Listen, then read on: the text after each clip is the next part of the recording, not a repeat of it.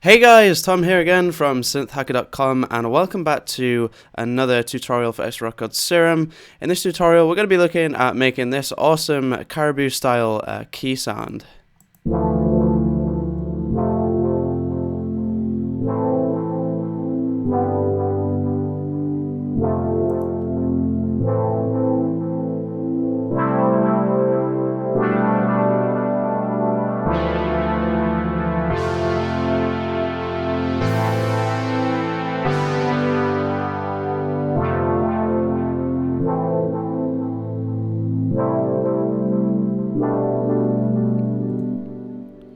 So hopefully you recognize those chords. Really popular track. Caribou's Can't Do Without You. Funny fact, the first four chords in that sequence of 8 chords is actually very similar, or I think it might actually be exactly the same as Daft Punk's Get Lucky, which is quite funny, but completely different context, which is quite interesting. So like I said, we're going to be making it completely from scratch. I'll just quickly mention, guys, I know I've not posted a tutorial in like 3 to 4 weeks, which is a really long time for me. It's because I finished uni, moved back home, and then recently, the last month or so, I moved out into my first flat since uni, so it's been really stressful. Didn't have uni for like weeks, and it was just really annoying. So just to give you guys a little heads up, I do have now like 2 months of tutorials planned already, which is awesome, and there'll be plenty more coming as well past then. So I'm going to go ahead and initialize the preset here. Hopefully you really like that key sound. And yeah, let's begin making it. Just before I do, as always, guys, I'll mention go ahead and check out my website over at synthhacker.com if you want to get your hands on some presets handcrafted by me. I think there's over 600 presets on there that I've made, split into different packs for different genres. Or you can actually purchase a mega pack which contains all the patches that I've ever created for Serum, which is, I think you guys will find really useful. So go ahead and visit that if you haven't done already. But without further ado, let's go ahead and start creating this patch completely from scratch. So let's get stuck in. So we're going to switch the noise oscillator, oscillator A and oscillator B on. The wavetables we're going to be using for the sound are going to be this, where is it, an analog BD sine, and it's kind of like this imperfect sine wave, which I really like. It's got like a really pure tone, but at the same time it's not absolutely perfect, which is really what you want for key sounds. But then what we're going to do, just to make it even more imperfect, what we're going to do is use the bend plus minus mode, and we're going to keep this all the way to the left here, and you can see it kind of bends the waveform into something that more kind of resembles like a saw wave rather than a sine wave, which is really cool. And this is a really great way to get nice, pure but not boring like tones for key sounds, I find. And then you can really kind of adjust this to get like the kind of timbre you want, which is really cool. And then in oscillator B, we're going to just pitch this up 1 octave and do exactly the same thing. So this is just kind of like an identical oscillator. Hang on, we need to set up the right wavetable first. This analog BD sine. We're going to keep this all the way to the left, and same for the bend plus minus. So this is just a similar kind of thing to oscillator A. But we're actually going to bring the level down of this a little bit and turn oscillator A up to nearly full. We don't want too many high frequencies in the sound, because if you listen to the key sound in the original, it is like quite low passed, quite like the whole sound in general is just like really like lo-fi, really cool. And yeah, we don't want too many like high harsh frequencies in the sound. The next thing we're going to do is just change the noise source to bright white. This is just going to help fill out the keys a little bit and just bring the level down. And then we're just going to switch the filter on. We're going to be using the low pass 24 dB filter, the MG one. The reason for this is as you get higher dB per octave oscillators, as you can see from the envelope here, it attenuates more of the higher frequencies, which, as I just mentioned, is what we're going for with this sound.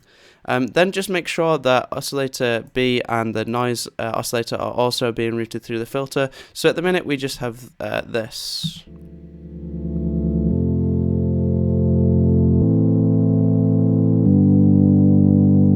which already is actually a really, really nice sound, just really nice pure key sound. But it's a little bit boring. We want to kind of make it a little bit more interesting, right? So what we're going to do is go into envelope 1, increase the attack a little bit, bring the sustain down just a little bit, because the key thing for key sounds, excuse the pun, the key thing for these types of sounds is making sure that you have a lot of sustain, so that if you were, for instance, playing them live and you hold down all the keys for a chord, you don't want the sound to like die away. You want it to be sustained, right? So make sure that you have got a decent amount of sustain, which is going to increase the decay of the amplitude envelope a little bit. And then what we're going to do is do something which is quite interesting that I actually noticed when I listened to the track.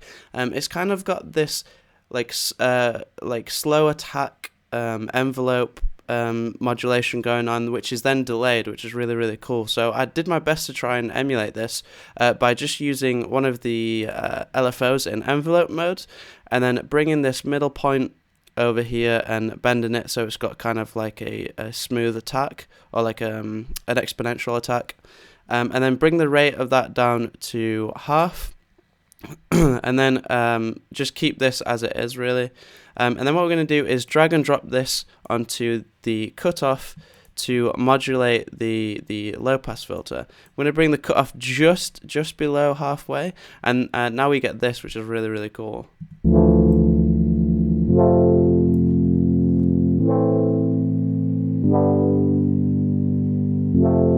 So you can see visually, and you can also hear this nice little modulation that's happening when the keys are pressed. It's like just a really slow attack on the cutoff frequency.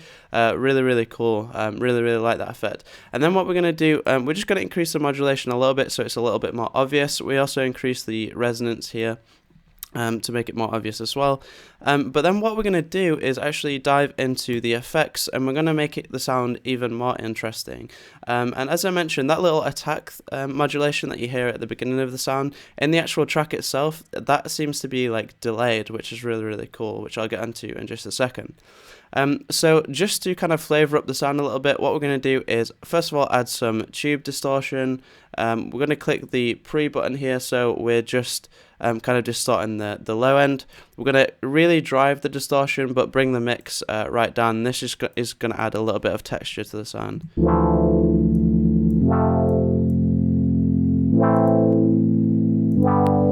It's more obvious if I push it, like the mix.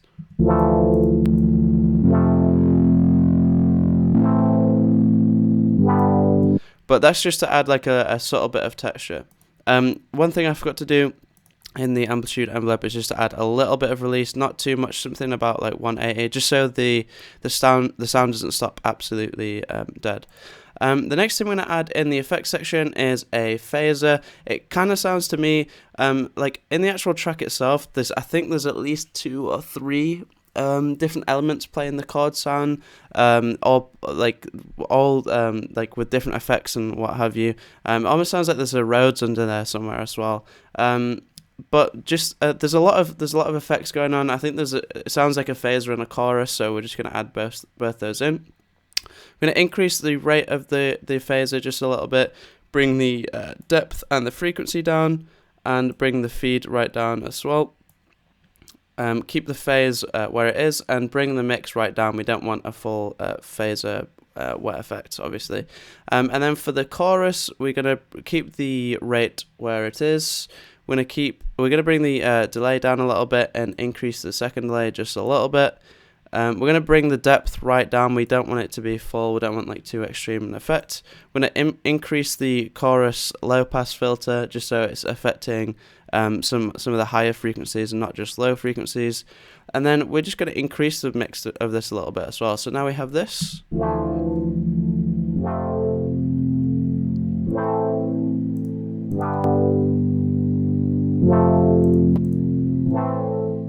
Really, really cool. Chorus is a really, really, I think, like underrated effect on sounds like this, in my opinion. Really, really cool. So the next thing we're going to do is add our delay that I was yapping on about earlier. We're just going to keep it on a 1/4, 1/4 delay, and then we're going to increase the mix to just less than halfway, and we're going to increase the feedback just a little bit. And then we're just going to remove some of the low end on this delay as well. Not too much, maybe about like 900, start rolling it off.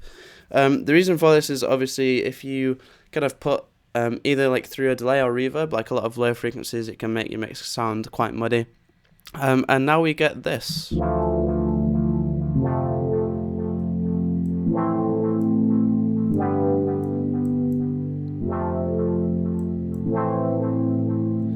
Really nice. So as I mentioned, that nice little attack modulation at the start of the key sound is then delayed, and it kind of draws your attention to it a little bit more, which I really, really like. And then finally, just the finishing touches, we're going to add some reverb and also some EQ. If we go into the reverb, this is kind of up to you. To me, the sound doesn't even actually really need reverb, but I mean, I would honestly advise probably using an external reverb, like a nicer, more like high quality reverb, like a convolution reverb or something like this. But just for the purposes of this tutorial, we are just going to use a pretty basic reverb. We're going to bring the mix right down, keep the size about where it is, cut off some of the high frequencies of the reverb. Like I said, we want to kind of keep the high frequency content like attenuated quite a lot, and then just increase the low cut parameter a bit so it's not too muddy. And then finally, in the EQ, we're just going to really subtly roll off some of the low end, probably at about around 150 hertz, just to kind of clean the low end up a little bit. And then this should be our finished sound.